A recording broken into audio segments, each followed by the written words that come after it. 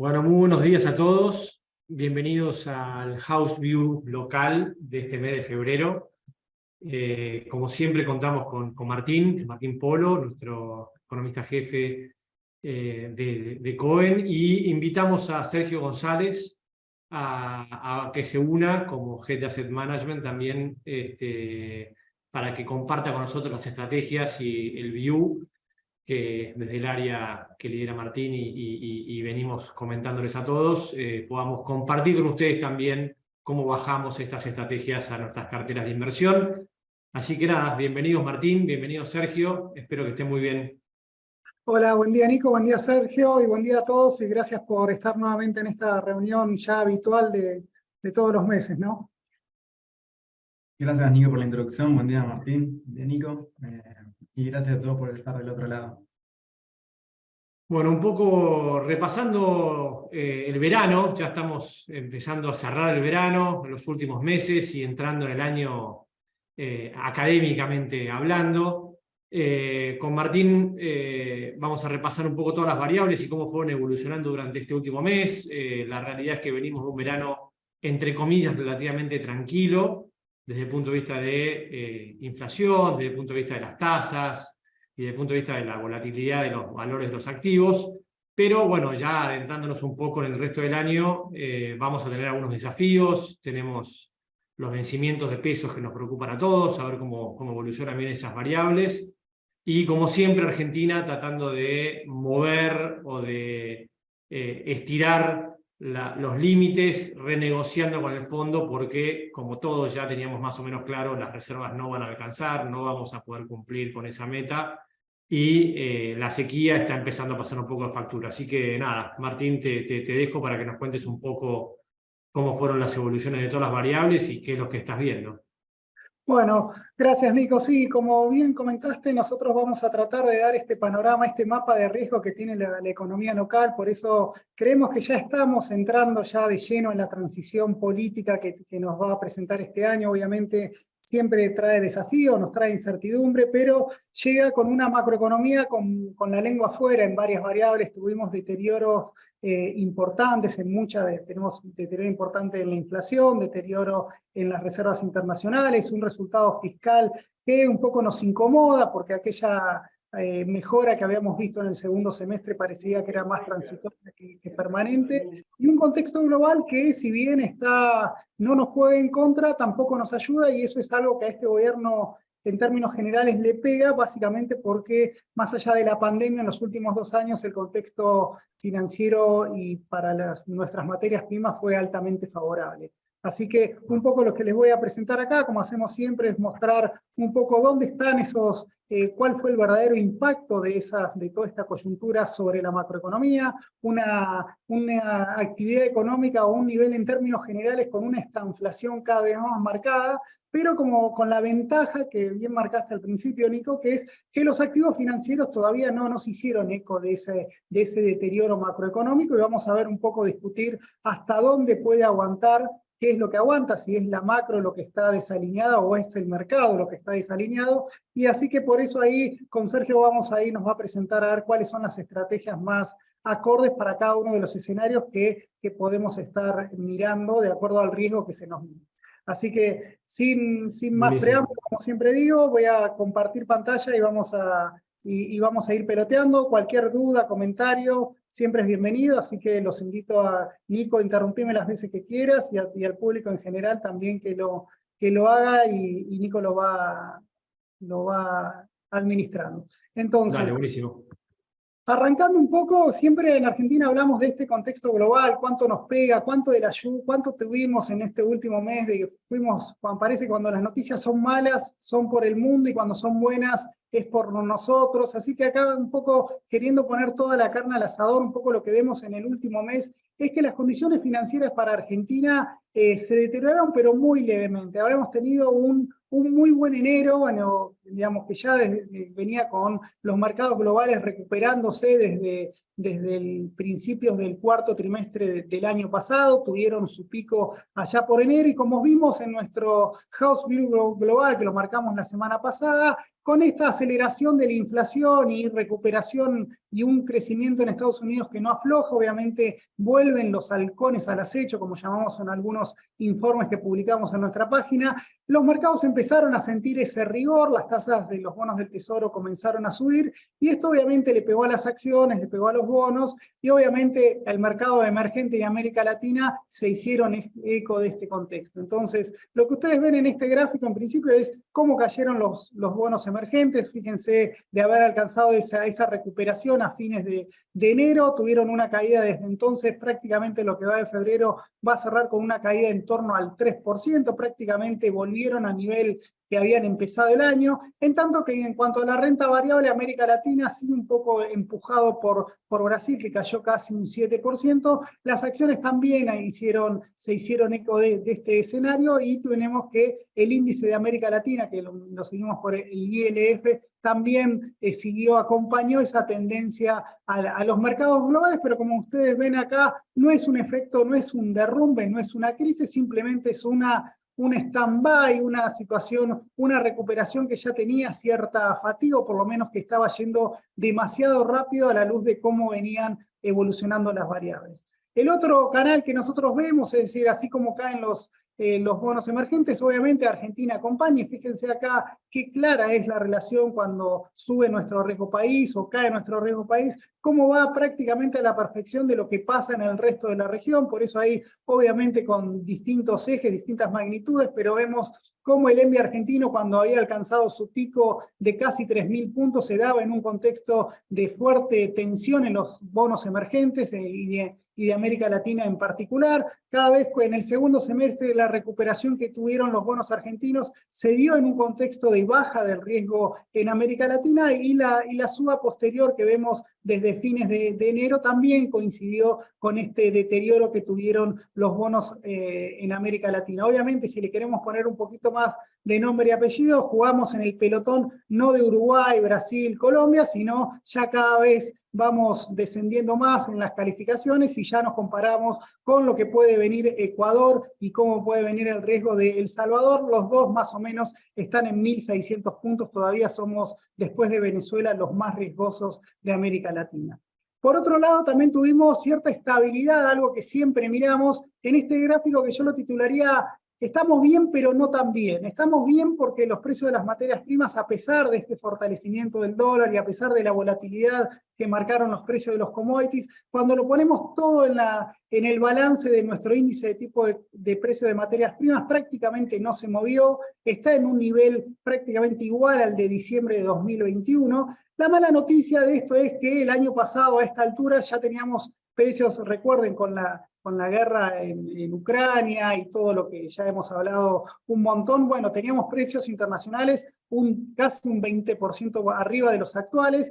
Esto lo digo porque cuando veamos los precios de la cosecha y de este efecto sequía, los precios no nos van a acompañar, al menos hasta ahora, básicamente porque vamos a estar comparando con la parte más caliente de los precios internacionales a esta altura del año. Es decir, cuando se coseche la soja en abril, mayo, vamos a ver si esto no cambia, vamos a ver que la soja se va a cosechar con cotizaciones bastante entre un 10 y un 15% por debajo. Ojalá que eso se modere, porque obviamente con caída en la producción las cosas se complican aún más.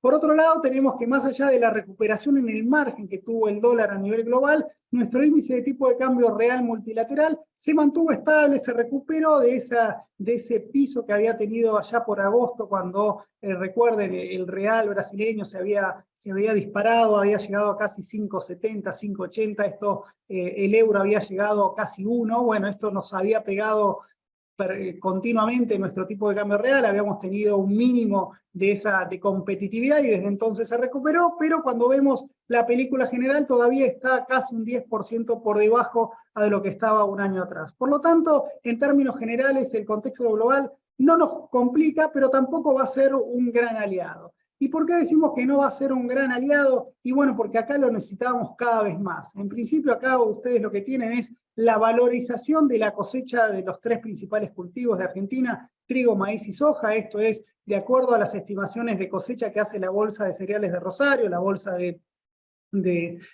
Cereales también de Buenos Aires, incluso el USDA, todos más o menos Unos primeros, otros vienen un poquito más tarde en cuanto a esa corrección, la van corriendo un poquito de atrás. Todos más o menos estamos hablando de una caída en la producción agrícola de casi el 30%.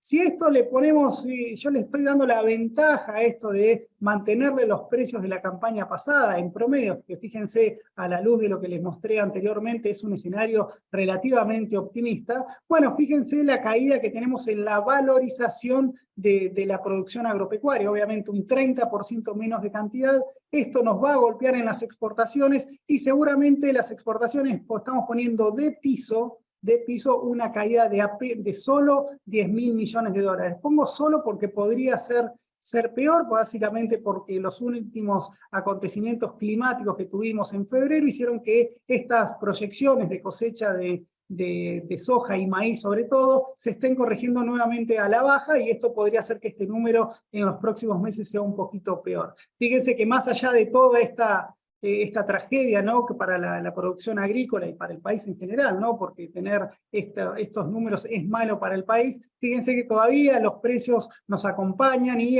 más allá de tener la peor campaña en los últimos 15 años, vamos a tener una cosecha valorizada por encima de lo de la década pasada. Eso es un dato a tener en cuenta también un poco para compensar esa mala suerte que tiene Argentina este año. Bueno, esa mala suerte no es tan mala como la que tuvimos, por ejemplo, en el 2018, ¿no?, que tuvimos una caída en la producción y caída de precios. O sea, ahí sí que la pasamos mal. Hoy por hoy esto nos está ayudando con esas cotizaciones que todavía siguen en niveles históricamente altos. ¿Y qué pasa cuando tenemos sequía? Y algo que veníamos viendo y veníamos alertando, e incluso en todos nuestros informes semanales lo vamos alertando, lo vamos describiendo, es lo que pasa con la liquidación del agro. Yo recién les hablé que la liquidación, las exportaciones caerían 10.000 millones este año.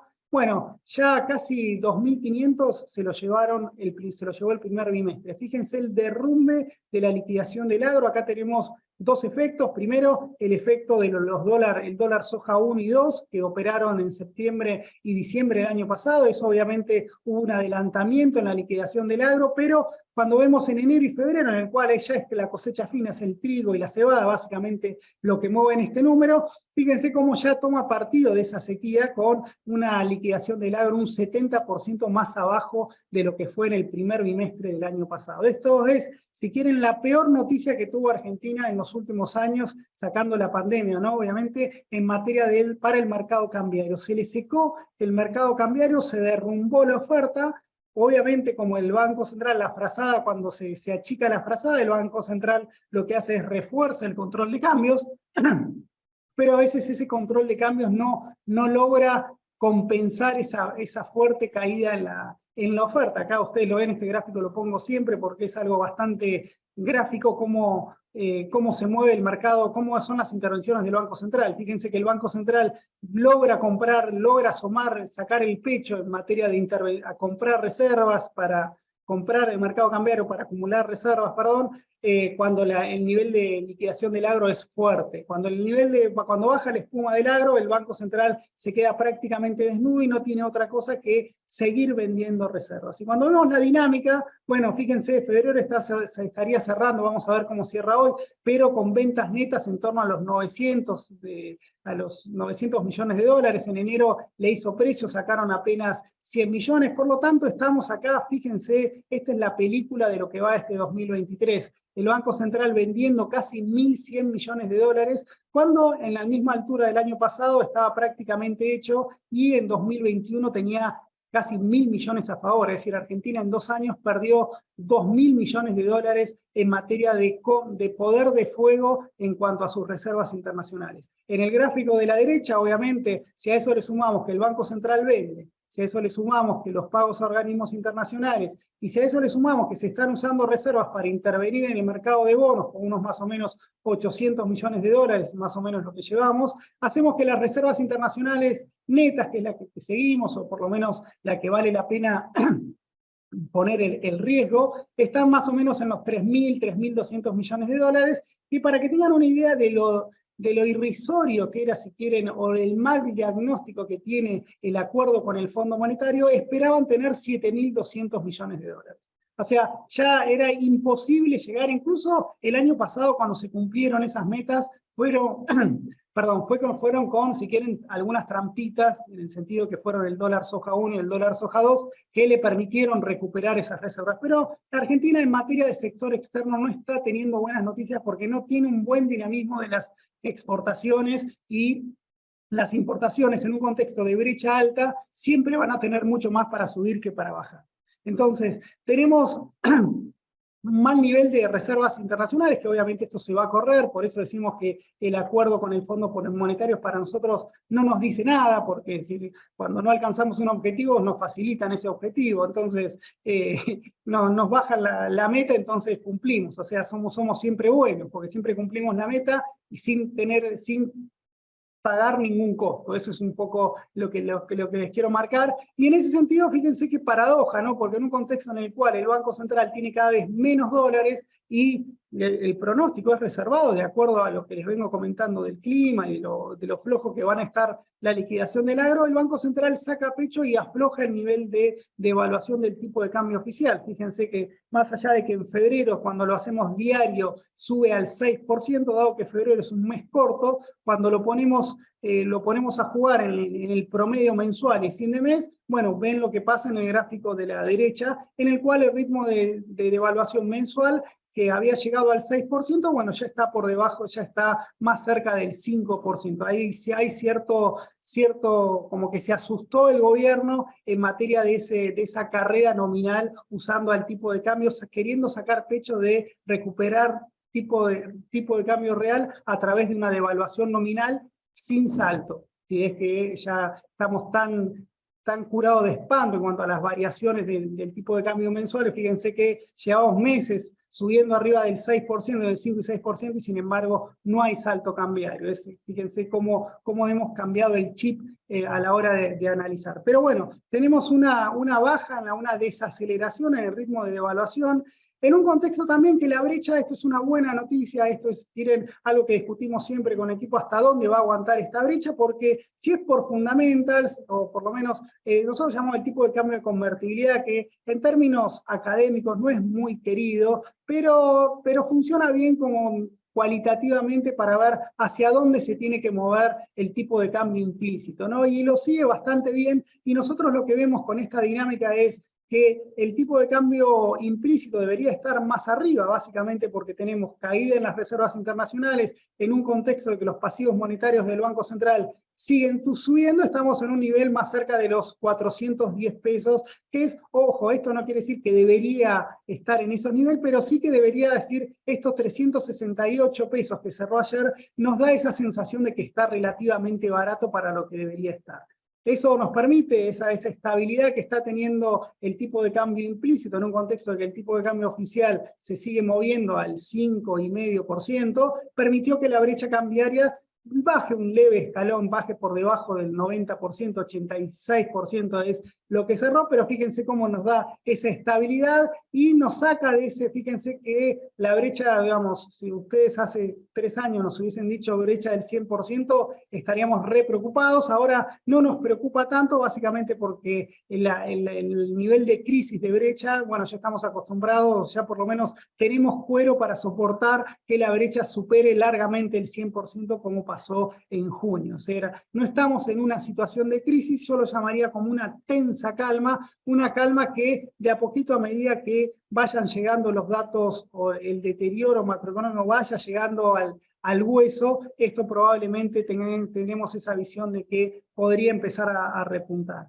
Y por otro lado, más allá de que tenemos una aceleración, una fuerte caída en las reservas internacionales, una devaluación aminorando del tipo de cambio oficial, bueno, tenemos una inflación que se aceleró en enero. Esto lo hemos marcado en el house anterior cuando les mostrábamos que esta baja que habíamos visto acá de la devaluación había sido un componente bastante prestado estadísticamente y sobre todo también financiado con el congelamiento del precio de la carne, ya hemos explicado esto. En enero no fue la carne lo que hizo subir la inflación al 6%, esto hay que ser claro, fueron los precios regulados y los precios estacionales que repuntaron, y el precio de la carne no ajustó porque no golpeó porque ese ajuste del precio de la carne se dio en la segunda quincena de enero. Ustedes saben que cuando medimos el IPC lo que se hace es medir el nivel promedio de un mes contra el nivel promedio del otro. Como fue hacia fin de mes, tenemos una buena noticia que no nos pegó de lleno en enero y una mala noticia es que nos deja un alto arrastre para febrero, porque todo ese aumento del precio de la carne, que es el 10% del IPC en términos globales, si querés estoy exagerando un poquito, es un poquito menos, pero lo cierto es que vamos a tener un piso de inflación no menor al 6%, algunos colegas están, el consenso está más o menos en 6, 6,1, nosotros estamos más cerca del 6,5, creemos que la inflación en febrero nos va a dar otra sorpresa negativa, probablemente en marzo también, entonces acá vemos otra de las cosas de nuestras tesis, en el cual después vamos a discutir con Nico y Sergio, es cómo la inflación pasa a ganar la carrera nominal nuevamente, ¿no? Fíjense cómo allá en el cuarto trimestre del año pasado teníamos parecíamos que estábamos camino al éxito, ¿no? Porque teníamos una inflación bajando, tasa de interés reales positivas y un tipo de cambio real que iba subiendo, dado que la devaluación le iba ganando a la inflación. Bueno, obviamente, como esto es un accidente histórico en la economía argentina, pocas veces se dan estas cosas, y así lo demostró, volvemos a lo normal que pasa, y sobre todo si eso le sumamos en un año electoral, con el vicio que tienen los gobiernos de tratar de contener lo máximo posible el tipo de cambio y que las tasas de interés se vuelvan negativas en términos reales como para fomentar el consumo, es lo que nos permite ver que la inflación vuelve a ser el gran ganador en términos de la carrera nominal que estamos viendo y sobre todo que vamos a ver de acá, creemos que con creces en lo que resta del año, por lo menos en los próximos meses seguramente. La otra mala noticia que tenemos, Nico, Sergio y al público en general, es que la economía, algo que venía asomando y algo que le venía haciendo precio, ¿no? El nivel de actividad no mostraba la fragilidad en el cual estaba inmersa con esa aceleración inflacionaria. Bueno, los números empiezan a llegar y esto estamos teniendo como el inicio de la recesión. Si quieren, todavía no podemos hablar de recesión por una cuestión ortodoxa en el lenguaje, pero claramente el pico de nivel de actividad fue en julio del año pasado y desde entonces estamos teniendo las típicas recesiones en Argentina. Fíjense, esto fue en 2018, estamos teniendo el mismo camino y les tengo la mala noticia porque acá, en lo que viene de los próximos meses, es donde más va a pegar la sequía. Es decir, el agro en el PBI pesa más o menos un poquito menos del 10%. Tengan en cuenta que la producción agrícola y agrícola ganadera, si quieren, en el segundo trimestre va a mostrar una caída en torno al 40-45%. Hagan la cuenta ustedes del nivel de caída que vamos a tener en el PBI. Un poco el mercado se ilusiona con que en el segundo semestre repunte, por eso las estimaciones de crecimiento para este año son de solo una caída del 1%. Para mí, en estos momentos, se queda corto, creemos que la actividad va a sufrir mucho más este año, porque no es solamente que cayó el nivel por el agro y la sequía y todo, si quieren, el lenguaje que va a usar el oficialismo para describir esta recesión, sino que tenemos esos motores del crecimiento en el cual el gobierno, o todos, o la economía en general, gozó, que fue la recuperación rápida de la industria, del comercio, de la construcción también. No hablo de hotelería porque era obvio que iba a subir. Quizás lo más genuino acá es lo que está pasando en minería con la buena producción que está habiendo en Vaca Muerta y demás, algo que ya hemos visto, y Jota también siempre les habla a la hora de analizar la evolución de vista, ¿no? Pero acá lo que vemos es que la industria, ese sector tan sensible para este gobierno, cómo ya empieza a mostrar caída, y esta caída es buscada, es decir, no podemos pensar que esa caída fue un accidente estadístico, sino que es la hija de las restricciones al mercado cambiario. Fíjense ustedes cómo a medida que el gobierno reforzó el nuevo control sobre los pagos de importaciones allá por el segundo semestre del año pasado, los pagos por importaciones se derrumbaron. Obviamente las importaciones de bienes intermedios, fíjense, tienen una caída del 21% a diciembre, y fíjense cómo eso arrastró al nivel de actividad industrial. que es ese principal componente del PBI, con más o menos el 17% de ese PBI. Entonces, acá estamos con una recesión con cierta característica que no tuvimos antes, que si quieren es lo más preocupante, es que iniciamos el ciclo recesivo con alta inflación, con alta brecha cambiaria, sin reservas internacionales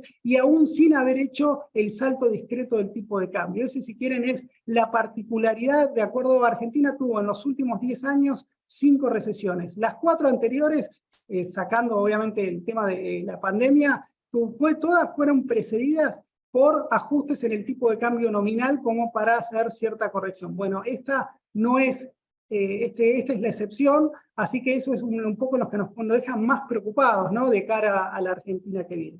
Entonces tenemos una inflación, no sé cómo estoy con el tiempo, me voy a hacer lo más rápido posible. La otra mala noticia que tuvimos es el deterioro que tuvimos en las cuentas públicas nacionales. El dato de enero fue muy malo, se aceleró el gasto, esto mostró un poco que había cierto abuso metodológico a la hora de contabilizar el gasto en el segundo semestre del año pasado, por eso ustedes ven cómo el gasto crecía por debajo de los ingresos y marcábamos, ¿no?, que dábamos la bienvenida a este ajuste en las cuentas públicas para que no se vaya, porque si aplicábamos la teoría Guzmán, hubiésemos llegado a un déficit de 4 puntos del PBI el año pasado. Bueno, estos abusos metodológicos, por así decirlo, nos permitió cerrar un año mucho más digno en materia de cuentas públicas, no para brillar, pero un poco más digno. Pero bueno, en enero esas cuentas se empezaron a pagar, había pagos demorados a las energéticas, a subsidios, había pagos demorados a las provincias, y obviamente el gasto empezó a tomar impulso y vuelve a crecer en términos reales,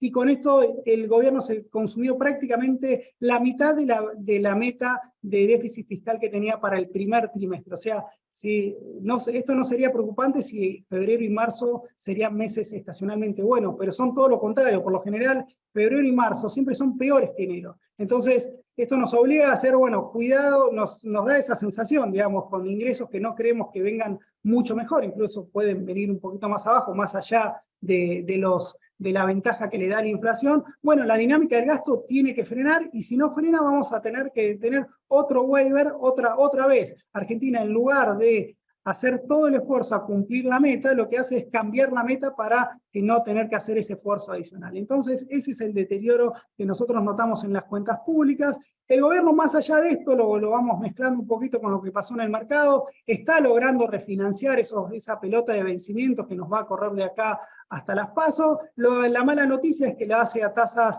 cada vez más altas y lo hace a plazo cada vez más cortos. Por eso cuando vemos acá el perfil de vencimiento es como que nos estamos arrinconando todo acá antes de las PASO en cuanto a los vencimientos, y vamos a tener meses como abril y julio en los cuales los vencimientos con el sector privado se destacan, pero ojo, que los meses que no son, y el resto de los meses también es mucha plata para refinanciar. Nosotros seguimos con esta idea en el cual el gobierno no va a hacer ningún reperfilamiento, es decir, si el sector privado saca los pies del plato se emitirá. Por eso nosotros estamos convencidos de que este modelo, por lo menos de acá hasta las elecciones, va a cerrar con más inflación y con más recesión. Más recesión para no tener que ajustar el tipo de cambio oficial más de la cuenta, y más emisión en tanto en cuanto el mercado no quiera financiar o no quiera renovar esa pesada carga de vencimientos que vamos a tener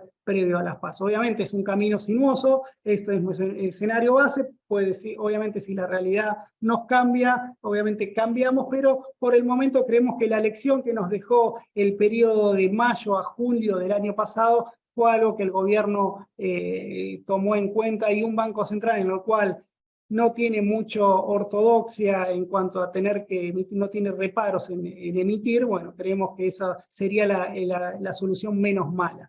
Entonces, después acá lo hago rápido porque esto lo tiene en un informe, y también es algo que siempre les habla Juanjo Vázquez, que es el especialista, es el número 1 de esto, pero lo que sí es cierto acá es cómo las provincias, en un contexto en el cual la nación muestra resultados fiscales cada vez peores, las provincias silbando bajito, con mucha ventaja de las transferencias discrecionales y también automáticas que le permitieron durante el gobierno pasado dar mayor volumen de ingresos. También están haciendo un ajuste prudencial. Fíjense cómo el gasto primario de las provincias en términos de PBI se fue licuando. Ojo, estos son datos al tercer trimestre del año pasado. Por lo general, en los años electorales, las provincias ahí sí que no tienen empacho a la hora de aumentar el gasto, sobre todo en personal, que es lo que le mueve el amperímetro en términos de gasto a las provincias. Bueno, en ese sentido, por lo menos hasta ahora, hasta el tercer trimestre, las provincias por lo general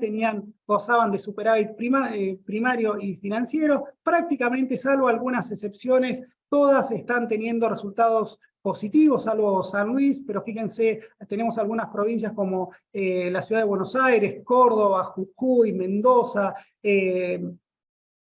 son provincias en las cuales tienen sus bonos en el mercado, y es algo que nosotros hemos recomendado y están en varios artículos que escribimos en nuestro blog de perspectivas en cuanto a esa buena dinámica que están teniendo las finanzas públicas provinciales como sostén de los precios de los bonos provinciales, ¿no? Acá, si quieren, para ver un poquito el margen, cuáles son las provincias en las cuales están teniendo una dinámica de ingresos superior a la de los gastos. Hay algunas que, más allá de tener resultados positivos, en el margen están teniendo cierto deterioro, en el caso de Neuquén, en el caso de Entre Ríos, un poco Córdoba también, y fíjense, sin duda, fíjense bueno, esto es la ciudad de Buenos Aires, fíjense qué tanta ortodoxia fiscal están teniendo en ese sentido, con ingresos que suben 23 puntos por encima de lo que sube el gasto primario, ¿no? Entonces, esto lo que en definitiva nos da es, a la hora de recomendar inversiones, también poner en el mapa de instrumentos para posicionarse en lo que son los bonos subsoberanos y los corporativos, que fíjense cómo tiene una volatilidad muchísimo menor a la que tienen los bonos soberanos, e incluso no acusaron recibo tras el derrumbe de los bonos que habían tenido los bonos soberanos en la segunda mitad del año pasado.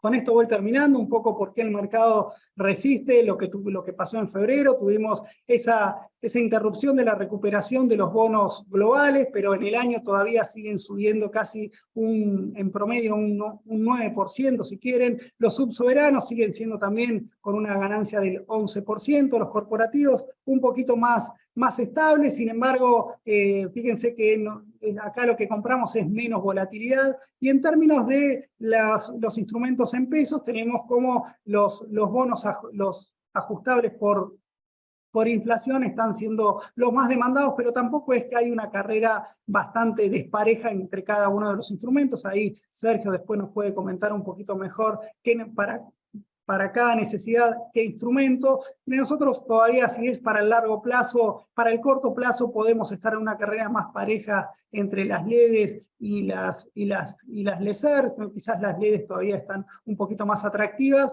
y en cuanto ya para el mediano plazo, creemos que los bonos ajustables por inflación son los más que nos dan un poquito más seguro. Como les dije también, la brecha se mantuvo estable en febrero, en lo que va del año sube casi un 10%, o sea, está perdiendo un poquito contra la inflación. Y para cerrar, un Merval que en el último mes lateralizó un poco, se venía adelantando ese trade electoral, y básicamente lo que hizo es, no se derrumbó, o sea, mantuvo esa buena esa línea que nos va siguiendo al riesgo país, pero tuvo una recuperación, se sostiene bastante bien. No creemos que se vaya bien en el corto plazo, obviamente va a sufrir esta volatilidad que le está dando el contexto electoral, pero bueno, es una buena noticia que se haya resistido por encima y esté cotizando casi en los $700, cerca del récord que tuvo allá por mediados de enero. Así que con esto, Nico, creo que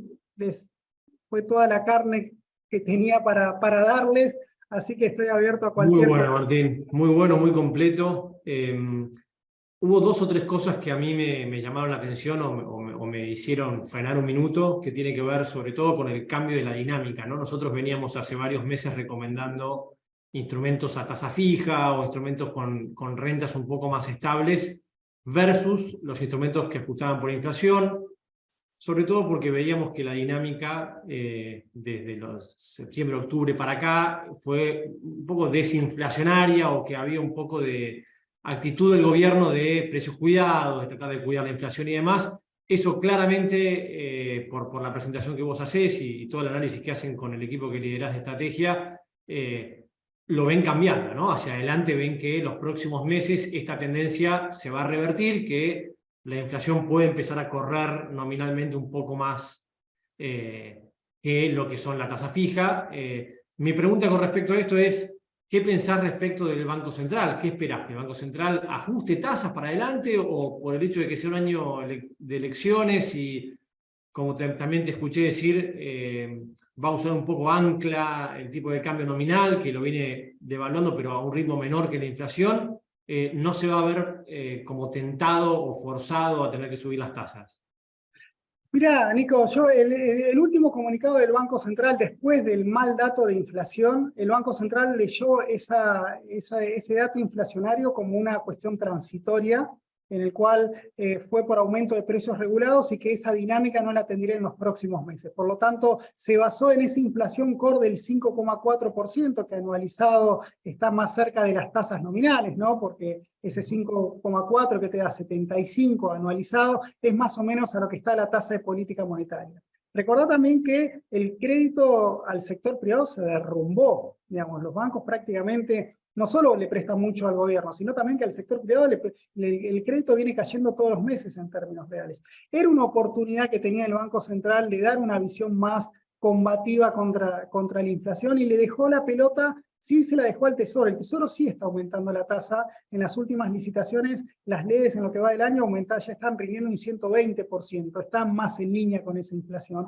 Pero el Banco Central todavía no hizo nada y esto nos pone un poquito, acá la clave es, bueno, ¿qué va a pasar con los depósitos y esa brecha? ¿No? Si el Banco Central no da esa señal de que las tasas de interés reales pueden ganar a la inflación, es decir, el término tasa de interés reales positiva es muy amplio, porque ¿contra qué comparamos? ¿Inflación pasada o futura? Y está claramente que las expectativas de inflación subieron y están subiendo bastante. El dato de febrero, fíjate, ahora va a salir el viernes, sale el REM.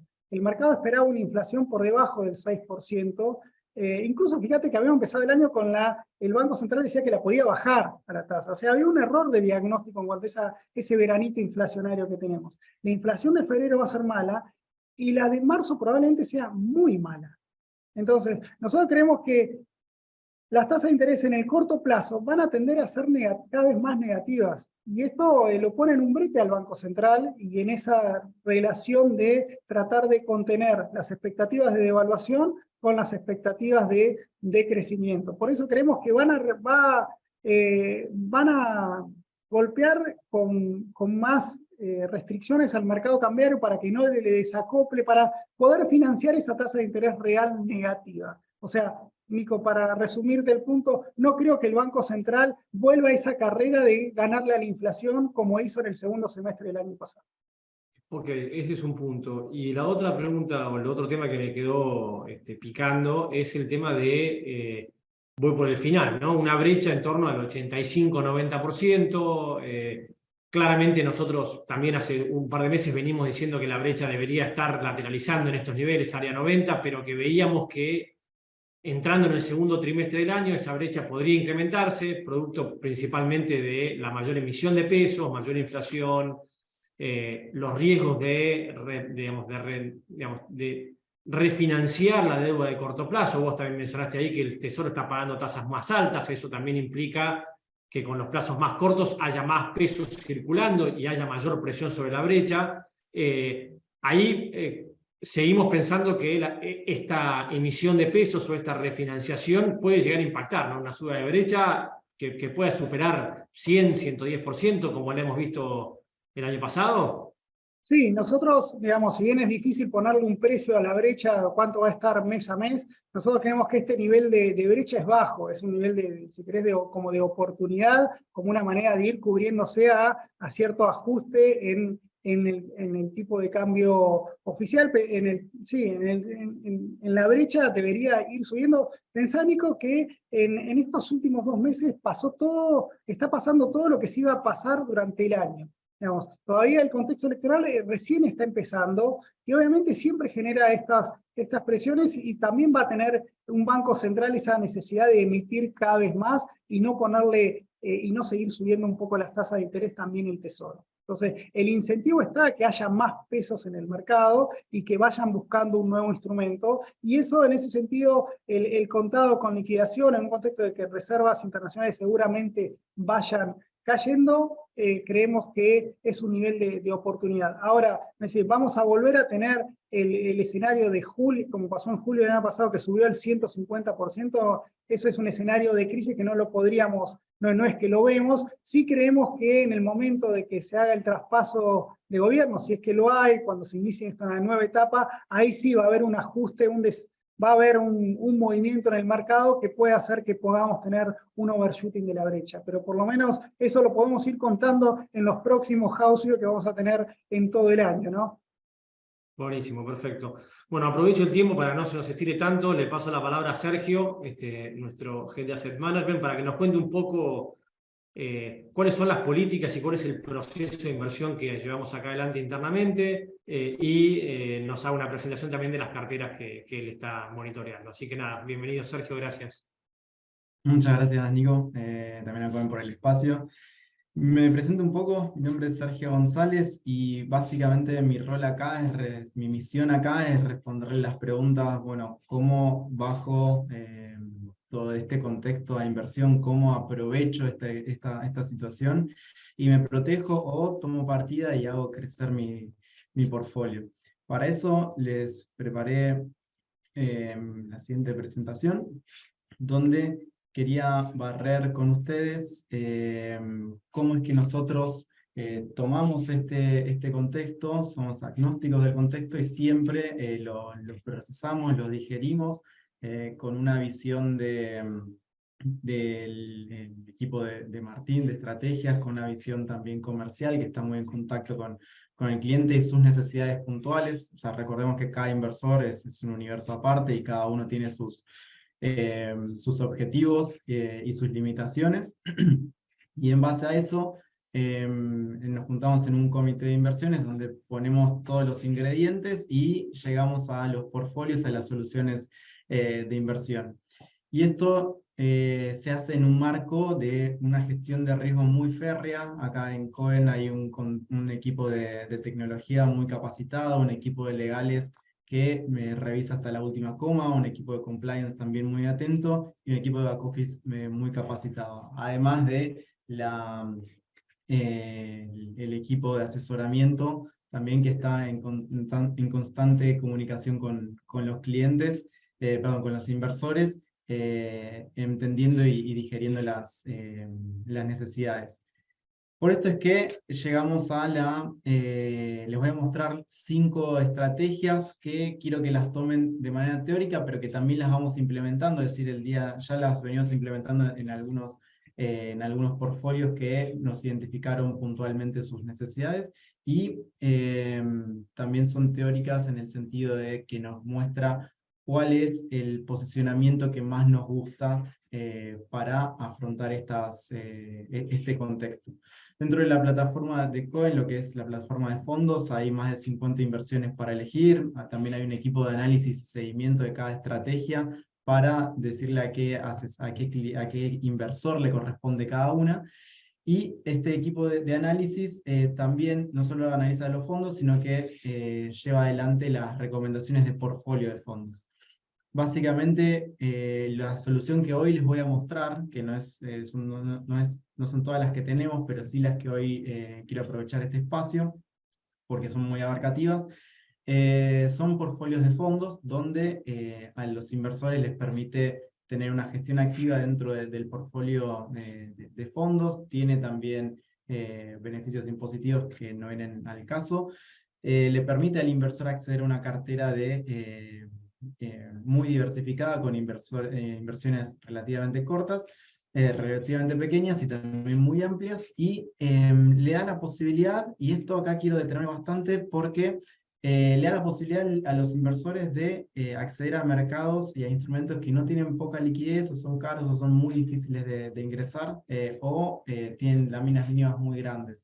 Entonces, a través de estos vehículos, nosotros podemos bajar a portfolios la visión que tenemos desde Cohen para aprovechar estos contextos sin tener que incurrir en riesgos de tener concentrados, una posición muy concentrada en la cartera. Puntualmente quiero detenerme en esta un poco más de tiempo, porque dado el contexto que estamos viendo, este contexto de esta inflación que le estaba describiendo Martín, y para adelante con inflaciones ratios de inflación que vemos que pueden estar aportando sorpresas negativas, la cartera para capturar ese escenario es esta cartera de inflación donde incluimos los fondos de balance institucional, Toronto Trust Retorno Total y FIMA Renta Plus. Y quiero detener un poco más en lo que es el gráfico de torta de la derecha, donde el posicionamiento está concentrado en lo que son letras de corto plazo. ¿Está bien? Acá es donde tenemos la certidumbre, o sea, no tenemos tantas dudas, creemos que no se va a ver ningún reperfilamiento, como les veníamos comentando, se van a pagar todas las obligaciones emitidas por el gobierno, y esto lo que nos permite es capturar esta visión de inflación de corto plazo, superando las expectativas. Como ven, es prácticamente el 85%, el 90% del portfolio volcado en este tipo de instrumentos. Un poco de track record: estas carteras las implementamos en noviembre, donde la inflación fue del 5,1, ahí tuvimos unos leves retornos positivos. En diciembre, con el 4,9 tuvo un retorno de 7,40 más o menos, si bien en el año tuvo un año, digamos, no logró superar la inflación por el evento de junio, que académicamente es un evento Six Sigma, pero en Argentina es un evento, digamos, de 3 Sigma. Básicamente es en términos académicos, en términos más convencionales, son eventos que es como ganarse la lotería 2 veces seguidas, no deberían ocurrir muy seguido, pero bueno, vienen pasando. Y el último dato es el de enero, donde voy a comparar este retorno con el de las otras carteras, y en enero tuvimos un retorno del 5% comparado contra el 6% que fue la inflación. Ahí tuvimos un punto abajo, producto de esta suba de tasa que le estaba comentando Martín previamente, que se ve reflejado en los retornos de los activos. Puntualmente, y yendo más a desgranando lo que es SER de corto plazo, está ubicado en LESERS, letras que ajustan por inflación, de mayo y abril, se extienden hasta junio. También hay bonos del Tesoro de corto plazo, pero el foco de la inversión está puesto acá. Esta es la cartera que estamos empujando para los inversores que buscan ganarle a la inflación, ¿está bien? De proteger esos pesos.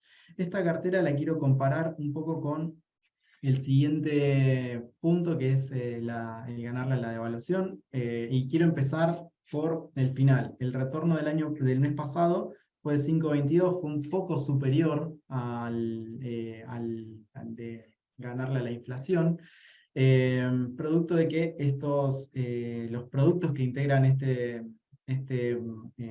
esta clase de activos están muy ajustados a lo que es ganarle a la evaluación, es decir, está compuesta esta cartera por obligaciones negociables dólar link, con créditos corporativos, primando los créditos corporativos por sobre los soberanos, que es donde le sacamos todavía más incertidumbre a la cartera.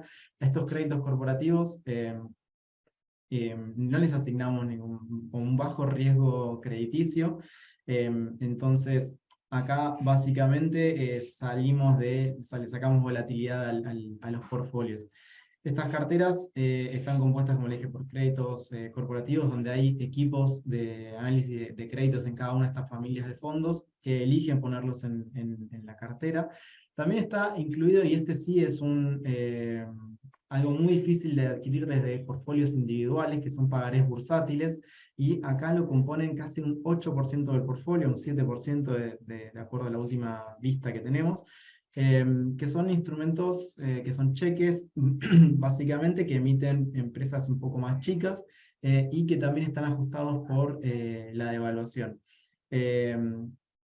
También lo componen instrumentos de corto plazo SER, que están cubiertos con futuros de ROFEX. Y yendo al final, haciendo al principio, básicamente, esta cartera está compuesta por 4 fondos que, como les mencioné al principio, surgen del análisis férreo del equipo de análisis de fondos, que analizamos no solo las carteras, el track record, hablamos con los gestores, hay un laburo, un trabajo muy arduo atrás para incorporar un fondo o incorporar el otro. Esto está con constante revisión, si no nos gusta uno, incorporamos otro. A todo esto, bueno, Delta Gestión 9, Compass Renta Fija 3, Toronto Trust Global Capital y Balance Performance 2. La estrella de enero se destacó por ser el de tasa fija, y para adelante es el que creemos que va a quedar un poco más atrás de lo que es el de inflación. Básicamente esta cartera busca batir a lo que es un plazo fijo.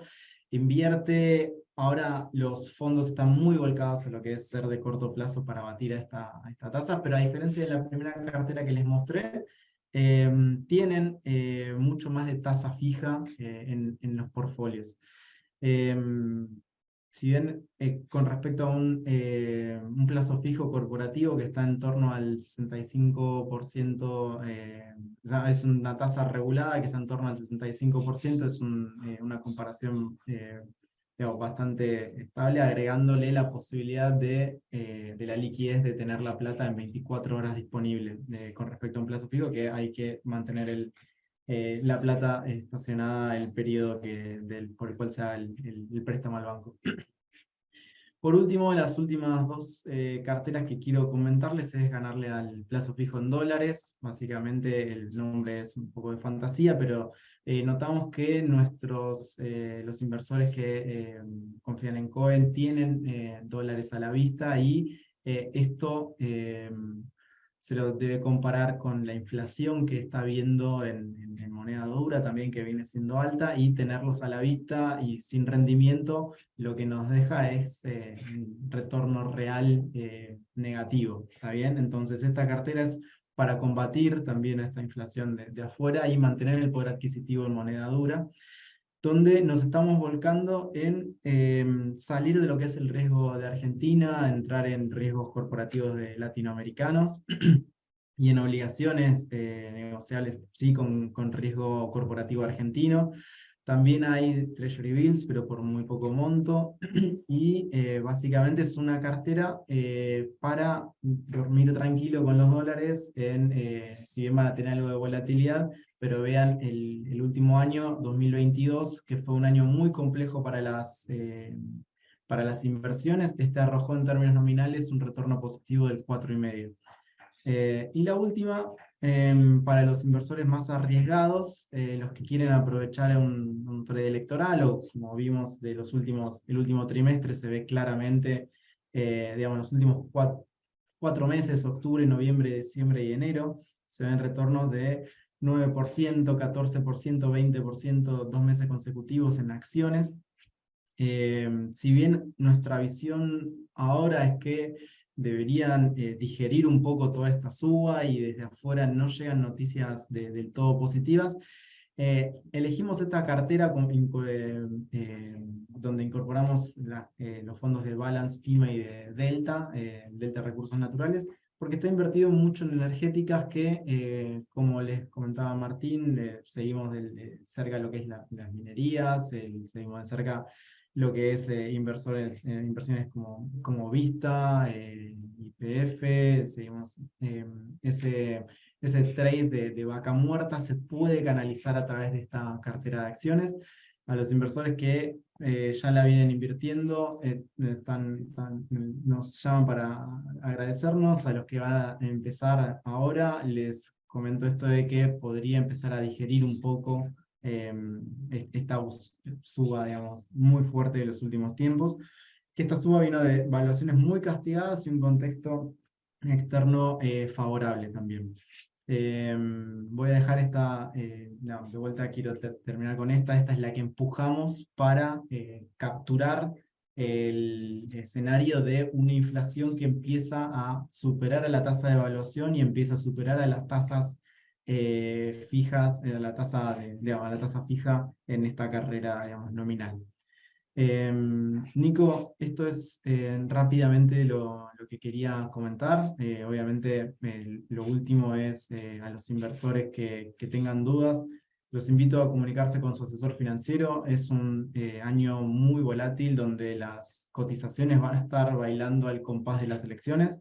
Y lo que termina generando valor en los portfolios es esta relación activa entre el inversor y el asesor financiero. Por eso es fundamental tener el contacto fluido y digamos, el número de WhatsApp entre los primeros que aparecen de los últimos mensajes enviados.